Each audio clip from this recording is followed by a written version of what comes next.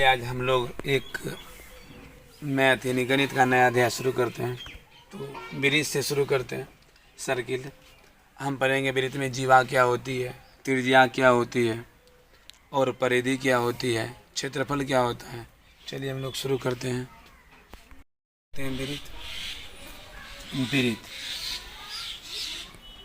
वृत्त में 3 बिंदुओं की आवश्यकता होती है जो बनती है। तो यह हुआ वृत्त। इस वृत्त में हम लोग इसको कहते हैं जीवा। इसे हम लोग कहते हैं जीवा कहते हैं। सवाल आती है कि वृत्त में जो जीवा होती है कितने हो सकती है। तो वृत्त में जो जीवा होती है उसकी संख्या अनंत होती है। वृत्त में जीवा अनंत होती है। अब वृत्त में जो जीवा है, अब व्यास किसे कहते हैं। तो वृत्त के सबसे बड़ी जीवा को व्यास कहते हैं।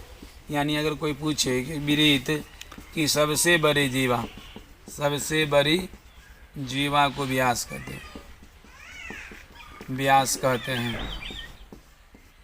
तो हम लोग देख रहे हैं कि जीवा, तो वृत्त में जो जीवा की संख्या होती है वह जीवा होती है अनंत। और ये जो वृत्त में ये जो जीवा कहलाती है, और वृत्त के सबसे बड़े जीवा को हम लोग व्यास कहते हैं, व्यास। और वृत्त के जो सबसे बड़ी जीवा होती है वह सेंटर से होकर गुजरती है, इस सेंटर से होकर गुजरती है। अब हम लोग समझते हैं त्रिज्या यानी रेडियस किसे कहते हैं। तो त्रिज्या जो ये रेडियस है ये व्यास की आधी होती है, यानी त्रिज्या बराबर व्यास बटा दो। त्रिज्या बराबर रेडियस बराबर d/2 यानी r बराबर d/2।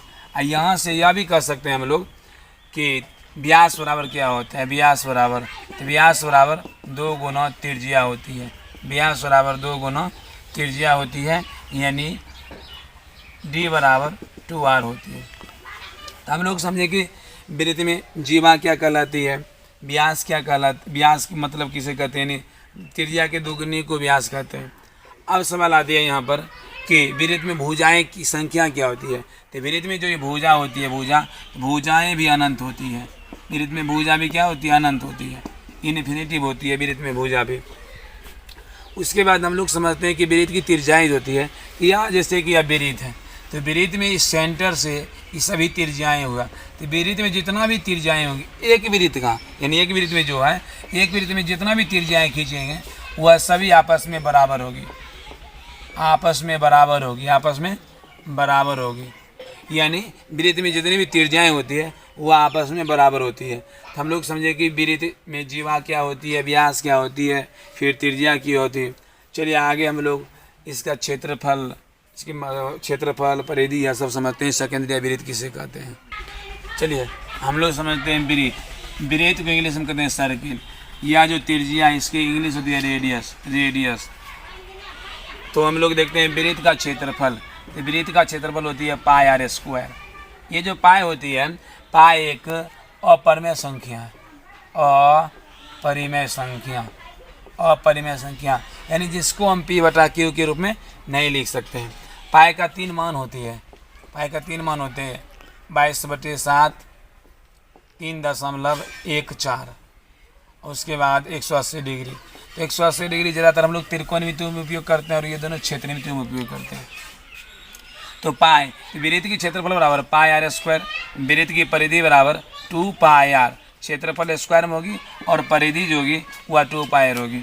उसके बाद एक चीज़ हम लोग और समझते हैं कि वृत्त के बाहर यानी कोई बिंदु है, मान लीजिए जैसे वृत्त हुआ, इसके बाहर यानी वृत्त के बाहर कोई भी बिंदु से कितनी स्पर्श रेखाएं खींची जा सकती है। तो वृत्त के बाहर ही एक बिंदु है, तो बाहर से अगर अगर ऐसे करके खींचेंगे या 2 स्पर्श रेखाएं खींची जाएगी। यानी बाहरी बिंदु से 2 स्पर्श रेखाएं खींची जा सकती है और यह दोनों स्पर्श रेखाएं आपस में बराबर होगी। यानी AP बराबर या होगी AP बराबर AB। यह दोनों रेखाएं आपस में बराबर होगी। अब देखते हैं सेकेंडरी वृत्त। क्या होता है। वृत्त के अंदर एक वृत्त होती है, जैसे ये बड़ी वाली वृत्त हो गया और ये छोटी वाली वृत्त हो गया। छोटी वाली वृत्त के लिए त्रिज्या r होती है और बड़ी वाली वृत्त के लिए त्रिज्या बड़ी होती है। यानी वलय के रूप में आया, वलय यानी रिंग, वलय का क्षेत्रफल बराबर पाई इंटू बड़ी आर स्क्वायर माइनस छोटी आर स्क्वायर, यानी जब भी क्षेत्रफल निकालेंगे स्क्वायर में करके या बड़ी आर स्क्वायर माइनस छोटी आर स्क्वायर।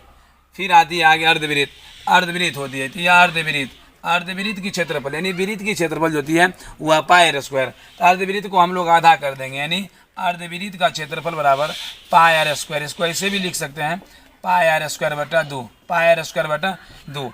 अब हम लोग देखते हैं अर्धवृत्त की परिधि बराबर, अर्धवृत्त की परिधि बराबर pi plus 2 into R, pi plus 2 into R. हम लोग समझते हैं कि अर्धवृत्त की परिधि कैसे निकाली जाती है, तो हम लोग देखते हैं कि वृत्त की परिधि जो होती है, वृत्त की परिधि, वृत्त की परिधि होती है 2 पाई आर, 2 पाई आर। अगर कहेंगे अर्धवृत्त तो अर्धवृत्त में यहाँ 2 से भाग देंगे, 2 2 कट जाएगी, बचेगा पाई आर।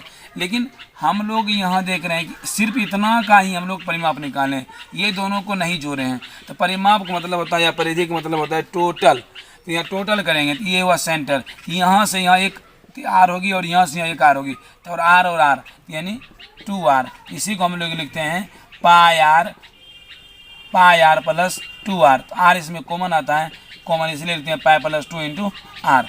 चलिए हम लोग समझे कि वृत्त क्या होती है, अर्धवृत्त क्या होती है, इसका क्षेत्रफल क्या होती है। फिर आगे हम लोग समझेंगे इसी में त्रिज्या खंड, लघु वृत्तखंड, दीर्घ वृत्तखंड का क्षेत्रफल।